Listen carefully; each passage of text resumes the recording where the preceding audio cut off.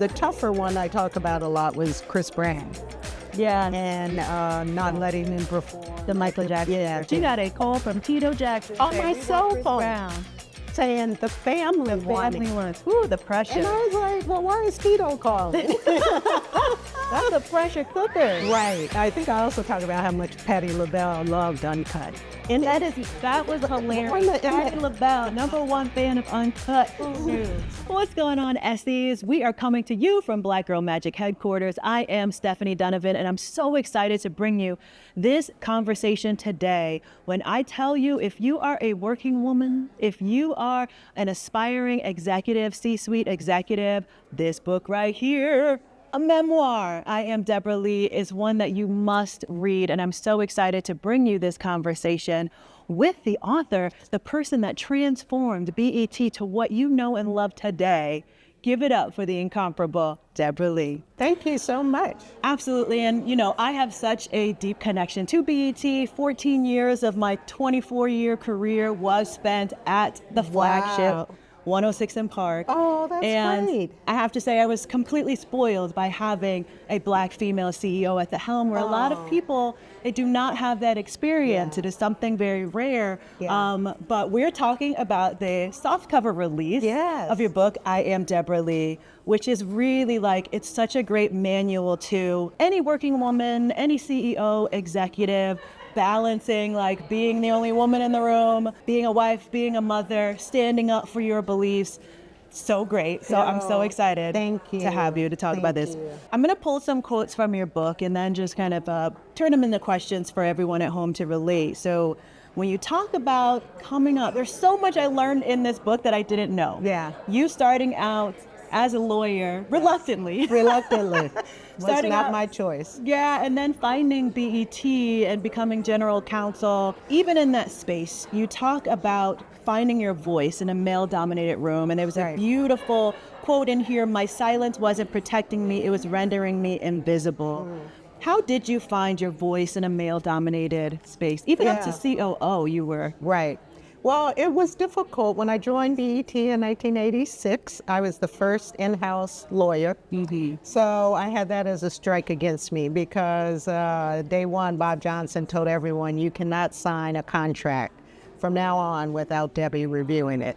So when you work at a 24-hour TV network, that's not what you want to hear. You know, for people that were used to signing their own contracts and you know, taking on the risk. So I had to become comfortable in that role, telling people no, but also convincing people that I was on their side, that I wanted to help them get their jobs done. Right, you were at the wet blanket. I wasn't there to prevent them from doing their job, Right. but I was there to protect the entire company. So that took a couple of years, and so you know, in that role, I knew what my voice should be. My voice should be to keep BET out of legal trouble. Right. So I knew when to speak up. I knew, you know, I had to be on top of my legal issues, but I also found I had to become involved in everything. Right. I really found my voice as I moved over to the business side and started doing more running projects and becoming COO and then eventually CEO. And that took different skills. Right. You know, I was no longer a subject matter expert, but I was relied upon to get the project done. My first project was to build our studio in DC, and I had never done anything like that, and I found it fascinating, and a little more interesting than law. Right, And as I I bet. took on more and more business things, I had to become more of a leader. Right. Give instructions, you know, manage people, make sure things were done on time. And lawyers, you know, usually are not managers. It's a very independent role. And then when I became CEO, people started asking me what my vision was. And no one had ever asked me that before. And I decided that I wanted to make sure BET Networks was a wonderful place for people to work. Yeah. And that we gave people opportunities that wouldn't ordinarily have opportunities, and that we produced the highest quality programming. Yeah. You know, I wanted to be known for high quality scripted programming. Yeah. And that was a big switch for BET. We had primarily shown videos and done unscripted shows, bought syndicated product like Right. the Parkers and Yeah. Girlfriends, but we hadn't done a lot of original programming. So in the midst of all of that, I had to learn to speak louder, Yeah. be more deliberate, you know, not let there be any room for wiggle. Right. You know, say this is due on this day. Right, right. And then over time, I put together my own team, and then it was much better because I Yeah. had hired people that were invested in my success. Right. When I became COO, I inherited a team from our CEO, Bob Johnson, and that was much more difficult. Right, I bet. I bet. So it took me a while, and you know, I wanted to leave my own mark. I started thinking about what I wanted my legacy to be. I didn't want to manage like Bob did. You know, Right, he had right. his own way. I wanted to develop my own way.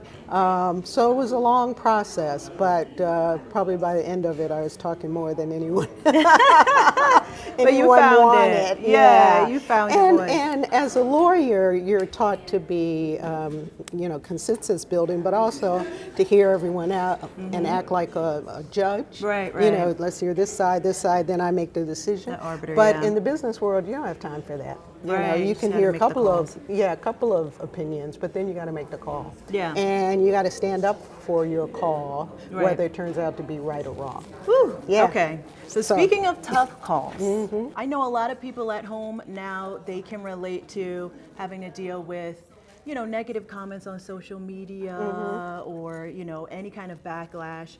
You dealt with backlash in a whole other scale. In the book, you talk about this 7-month-long protest outside of your door in real life, Right. culminating to protesters following your 12-year-old home from school screaming obscenities at them, which shook me to the core. Yeah. I am wondering, you know, if you think back at that time, how did you deal with that level of backlash? How did you keep your head high? How did you hold your family together? Right. Well, it brought a lot of issues into my house, literally. Yeah. First of all, you know, I'm a Harvard-trained lawyer. I always wanted to give back to my community, and I took a lot of pride in everything I did at BET, starting from when I was general counsel, up until when I was CEO, up until when I left. So I took pride in what we did, and I knew not everyone liked all the videos that we aired, but we had a standards committee, and they looked at them, and if we thought it was necessary, we would send them back to the music label for editing. So we did have a approval process. And then we also knew young people's tastes were a little different from their parents. I remember that from my childhood. Exactly. You know, my parents didn't like the Funkadelics or James Brown. He gyrated a little too much. So I was trying to bridge that gap too, and I was also a parent.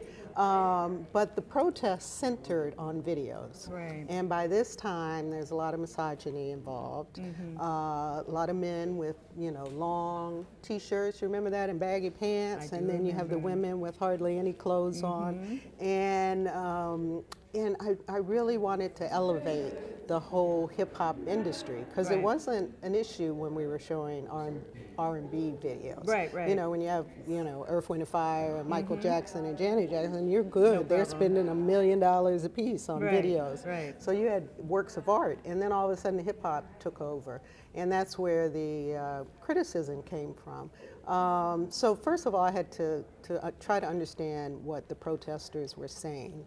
On the other hand, I'm running the network. And that's the first time I really had to stand up and say, I'm making the decisions. You may not like them, but I can't turn the network over to someone else to run, especially someone that doesn't even work here. And I had enough controversy inside the network. I definitely didn't want it from outside.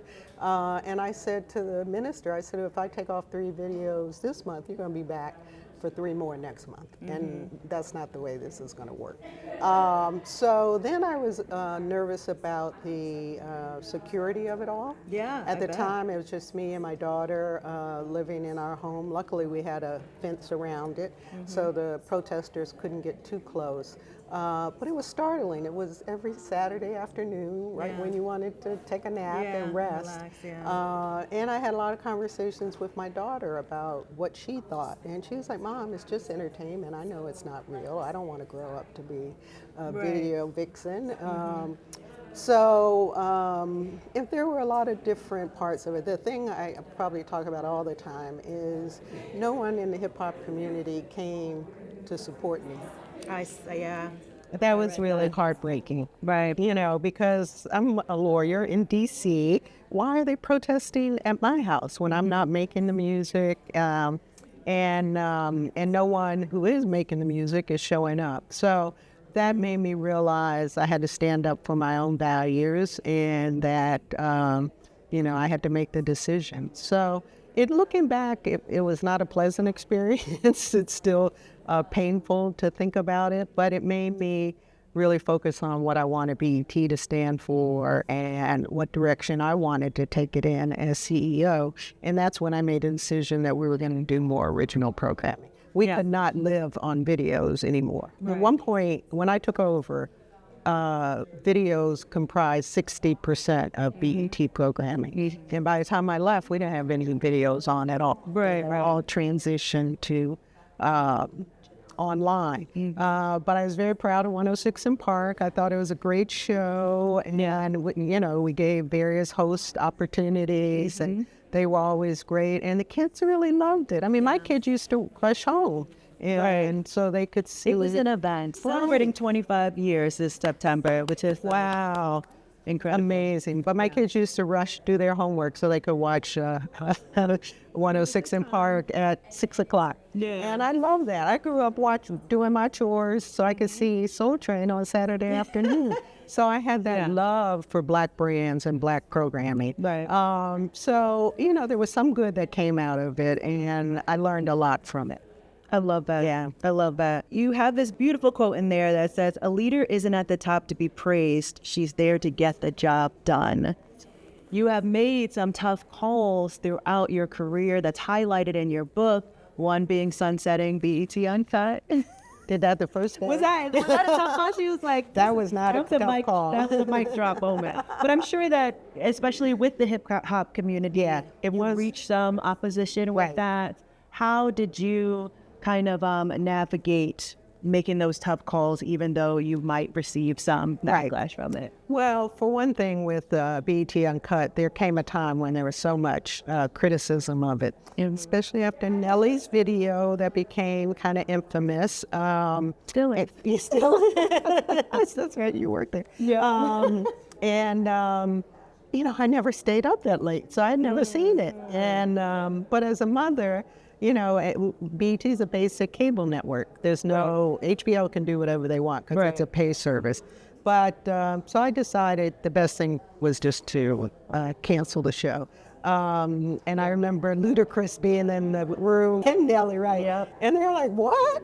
But there wasn't a lot of protests. I think people knew it was time. I think I also talked about how much Patti LaBelle loved Uncut. And that was hilarious. Patti LaBelle, #1 fan of Uncut. Who knew? So when I ran into her, she was like, I can't believe you canceled Uncut. And I was like, oh. And it was, what can I say? It was a hard R show. It wasn't X-rated, but it was hard R. So if you had teenagers, you wouldn't want them watching it. And there were plenty of other outlets for those videos online and other shows. So that was not too tough. The tougher one I talk about a lot was Chris Brown. And not letting him perform. The Michael Jackson. We'll talk about that. And Michael Jackson died on a Friday. on a Thursday. On I a think, Thursday. yeah. And BET Awards were that Sunday. The So I remember I was at DirecTV giving a speech, and when I found out he had died, and right after that I asked, could we use a conference room? I got all my direct reports on the phone. I'm like, okay, we're gonna have to change the show. You know, it has to be a tribute to Michael Jackson. So we had 3 days to do that, and which was very tough. But one of the questions that came up, my head of music, Stephen Hill, really wanted Chris Brown to perform. Shout out to Stephen. Yeah, shout out to Stephen. I could understand. I mean, he does the best impression. You know, Yeah. Usher's close, Yeah. but in terms of dancing and singing to Michael Jackson. But this was, the show was actually a week after he had confessed to assaulting Rihanna, and he had not done his public service time yet. Right. So I also had a couple of female executives that were like, you know, if you let him perform, I'm going to quit, because I was a victim of sexual assault, and I don't think that's the image we want to give to young girls or men, to say it's all right.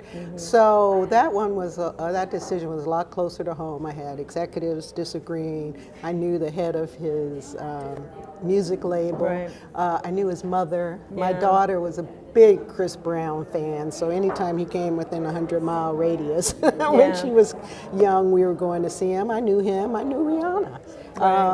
The interesting part is Rihanna never called. Her people never called. They never issued an opinion.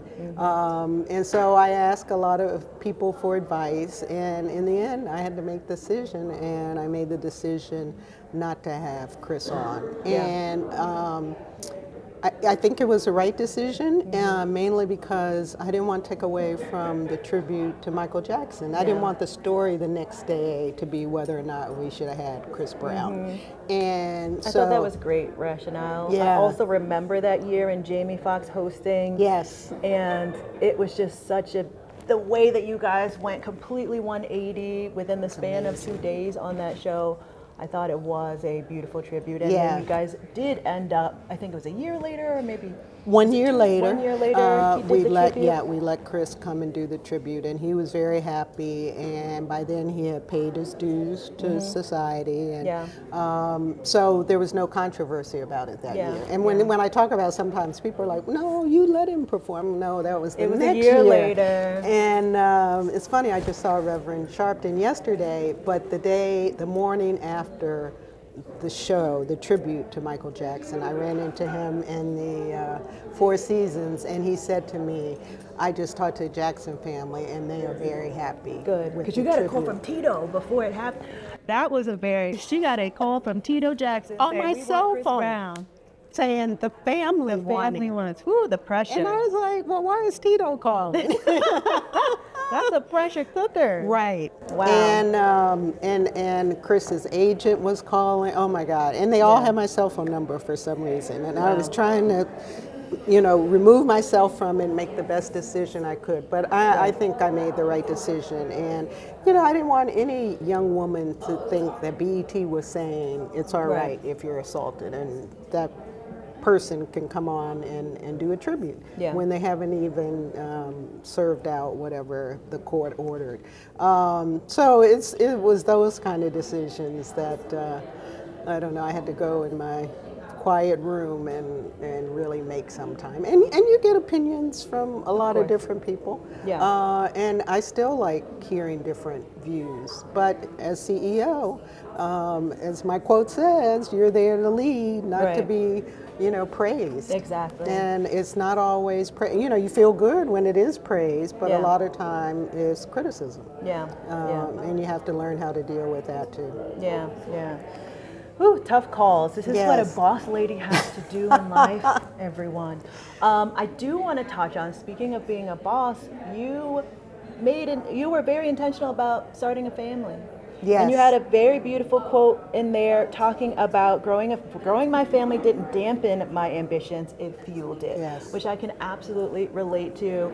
As you're, moving up in the ladder and you're announcing you're pregnant, you're getting the why now, or Right. you're on a roll now, and people thinking that is going to stop you in some Right, way. For right. anybody that is watching, I would love for you to talk about that and what you meant by it actually amplified your ambition to Right. become a mother. Well, I always knew I wanted children. I wanted to be married. I wanted children. And, I guess I got my ambition from my father. He's the one who pushed me to be a lawyer. My mother was more of a homemaker, and she could sew and crochet and knit, do all those things. She taught me how to do all those things. Yeah. And she was the one who gave me a hug no matter what.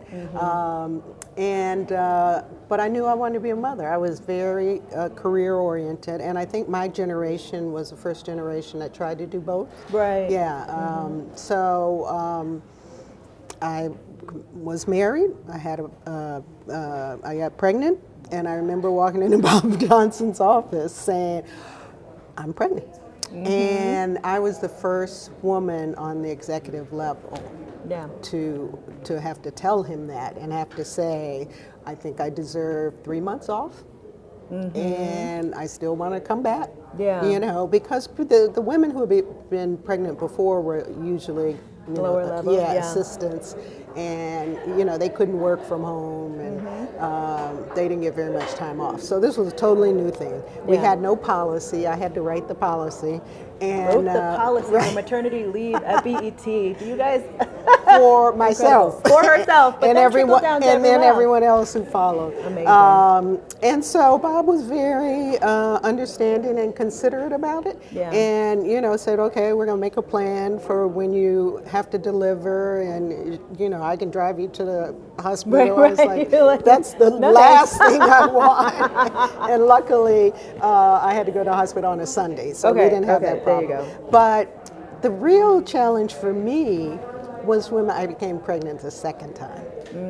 So I was like, oh, is this going to really show that I'm not committed? Yeah. Is this a step too far? Yeah. And but I told him again, and he was fine, and I had the policy, and I made it work. But it's very difficult. I'm not gonna. Yeah, it is. Yeah, I'm not gonna mince words about it.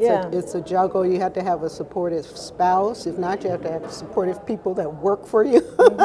And it is hard. I remember when my son was born. He was my firstborn. I used to do conference calls during my 3 months off, which was never 3 months off.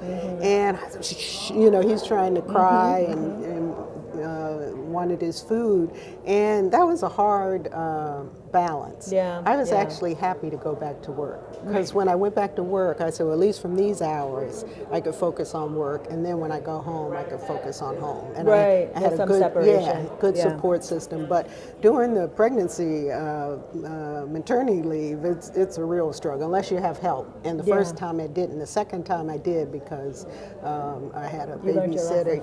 Yes. From the first time. And I had a babysitter already for my son, so she could take care of both of them. But it's something that women have to make up their mind about, and if they want to do both, they need to figure out a way to do it. Yeah.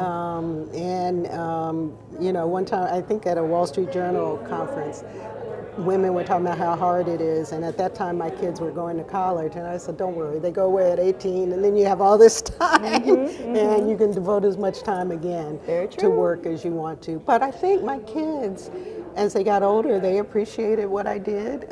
They got the benefits. They go to NBA All-Star game and meet me. The perks. Talk to Jay-Z and Beyonce, go to BET Awards. And they both went into the music industry. Wow. So that was my real validation. I was like, I must have done something right. Because they both love music, and they're happy in the music industry. My daughter now is a writer. She switched. But that warmed my heart. I love that. So it's But we need to talk more about it. We do. And talk about how hard it is. Yeah. And talk about, how to help each other and how companies can help with daycare and emergency babysitting services at home. Yeah. There's a lot that we could do to make it easier for women. And I think men are helping out more these days. They too. sure are. Yeah. So switching gears, we're talking about family. There is a section in there where you talk about using work as a painkiller after you had the miscarriage. And I could absolutely relate to that. I remember when my father passed in 2020, just as a female executive, like immediately diving into work as a way to kind of forget about pain and what was going on. Yeah. Can you talk about that experience and, how you got through that? Right. Well, I between my two children, I was pregnant. Yeah. And went to Barcelona to the Olympics, which BET was nice enough to send me on that trip. And my husband and I went. It was early on in the pregnancy, and so no one knew I was pregnant except my husband and my doctor. And while I was over there, I had a miscarriage. We had gone to a resort area after the games, and unfortunately, I had to have surgery while I was there. Wow. And that was the scariest thing ever because it was not a very modern hospital. Wow. The doctors didn't speak English, but I called my doctor and he said, you got to have the DNC, you can't come home. I think, on the plane, I remember being jittery and not being able to sit down, even during long takeoff. flight, too. Right, and even during takeoff, I was tempted to get up. Right. So I don't know what my body was going through.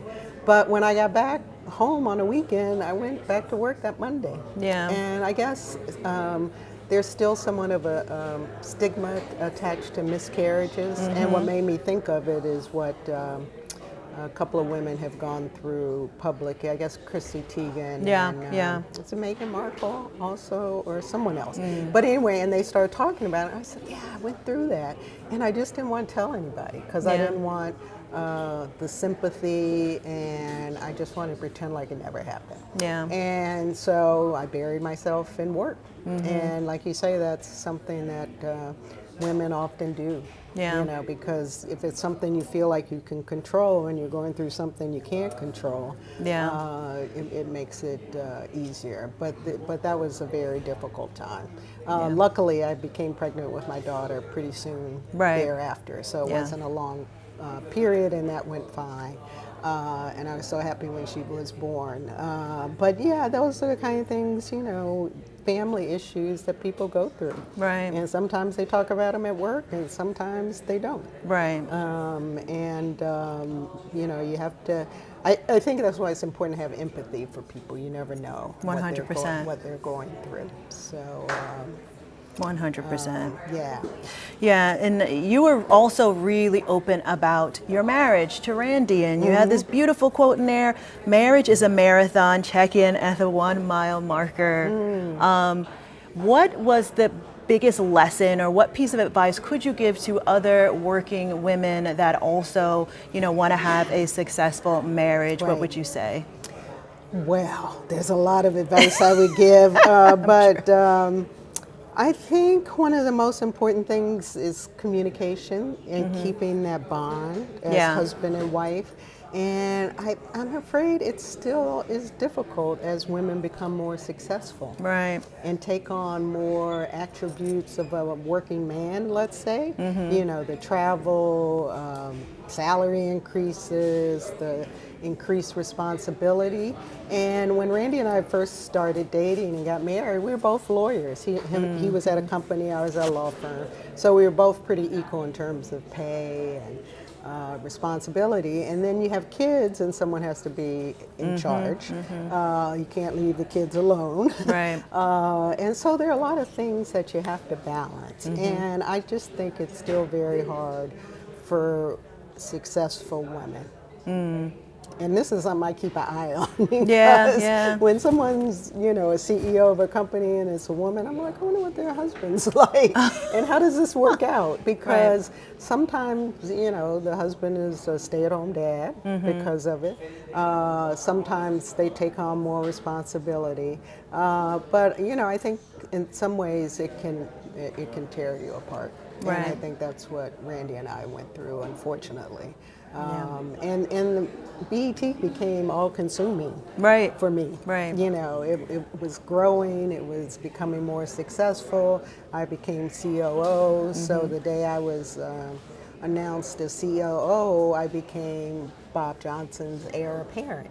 Which I had no idea was part of that. That was a part of the job. Right? I just thought I was, as soon as I got flowers, I got recognition, I got articles written about me. Oh, she's going to be the next CEO. And I was like, well, nobody said that, Right. But that's what came with that position. So with all of the accomplishments that you have made, from being a part of even filing for the IPO that made Bob Johnson a millionaire, to taking the programming in a whole new light, sunsetting BET Uncut, also YSB. YSB was my childhood. Yeah. And you started YSB. Right after I came back from maternity leave. And I was trying to hide out. Bob was like, I want to start give you something else. And he's like, I want to start a teen magazine. Who wants to do it? I was like, not me. I got a baby at home. Listen. And he gave it to me anyway. We loved YSB. 106. So many things that you have accomplished, and what I noticed the first time you were on the press tour is there was so much focus on your relationship with Bob Johnson, which you described went from platonic to intimate to toxic to abusive. I mean, you were very open about that in the book, but I did notice that kind of overshadowed everything else. Yeah. Do you think that is why a lot of Black female executives or women in general are kind of hesitant to be open about these situations? Absolutely.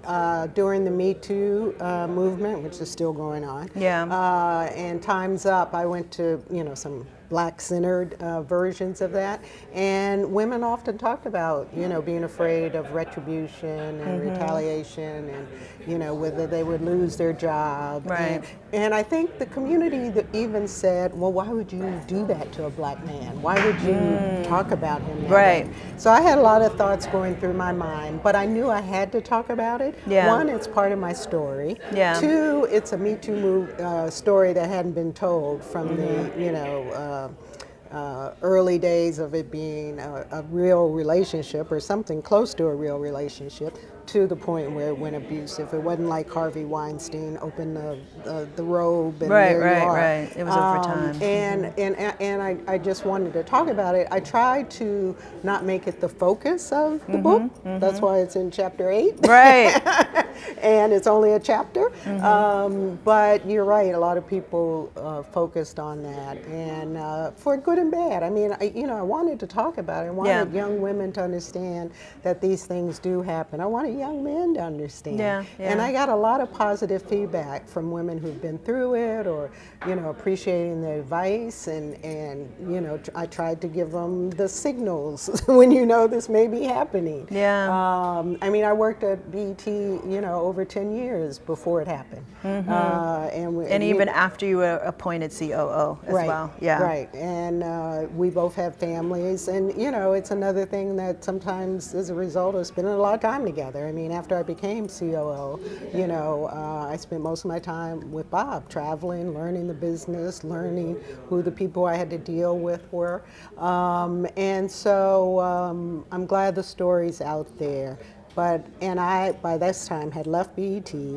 There was no way I could be hurt. And, I thought it was time to tell the story. And the music industry kept saying, oh, we don't have these problems. And we were sort of in the music industry. Good and gosh, no. With all the stories about Diddy and other music label heads, we're still going through it. So I think it's important to talk about it. And I don't think people should be face retaliation for talking about it. When you look back at your tenure at BET, with all the things that you have done, what would you say is your most proudest accomplishment? That's such a great question. I used to say it was the IPO, but that was early on. I think I would say changing the BET brand and getting the audience to realize that we can do high quality scripted programming. I mean, some of the highlights being Mary Jane, Black Girls Rock, New Edition Story. Oh my God, every night after the 3 nights of the show, we would celebrate. And really prepping the audience to expect that from us. That's what I'm most proudest of. And that was a big to do. Took a lot of money, resources, different marketing, different people. And so it took a while, but I'm very proud of that. And I would think also giving people opportunities that don't have the opportunities at other networks. And people still come up to me. I went to do Yahoo Finance the other day, and the cameraman was from 106 and Park. And so who was it? I can't remember his name, but I just appreciate that, and appreciate people on the street saying thank you for what you did at BET. So that makes me very proud. That's so major. Well, thank you. Extending a thank you from myself to you. You've always been such an inspiration. My mom used to call me Little Debbie because she was like, that's your future. Oh, that's so great. So this is such a full circle moment for me. I love that. I want to encourage everyone. I Am Debra Lee is currently on paperback. It's definitely something that you want to read, whether you're an executive or not. There's so many life lessons. If you love the BET brand, to know some of the history behind it is also in this book as well. It is a must read, everyone. Debra, thank you so much for joining us. Thank you so much, Stephanie. I really enjoyed it. This was great. This was so good.